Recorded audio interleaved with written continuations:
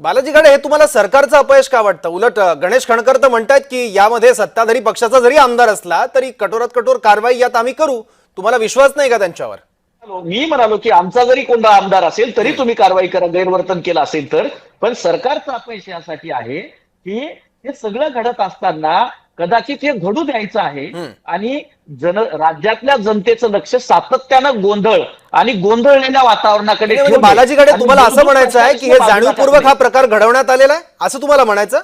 असं चौकशी खणकरांनी सांगितल्याप्रमाणे अध्यक्ष चौकशी करतील आणि ते सांगतील घडला का घडवण्यात आला, तो पण अहवाल समोर आणावा. पण तुमच्या सगळ्यांच्या कॅमेऱ्यामध्ये आज कैद झालेला आहे की जिथून आमदार, मंत्री, मुख्यमंत्री प्रवेश करतात त्या प्रवेशद्वारापाशी जशी गावाकडे होती त्या पद्धतीनं दोन टग्यांची हाणामारी तिथं झाली. हे महाराष्ट्राला शोभणारं नाहीये आणि त्यावरती अजून चौकशी करायचं काय? ठीक आहे. त्यांनी हाणामारी केली ते समोर आहेत, ज्यांनी ठीक आहे. पास दिले ते समोर आहेत. टाका दोघांना उचलून त्यांच्यावरती कारवाई करा.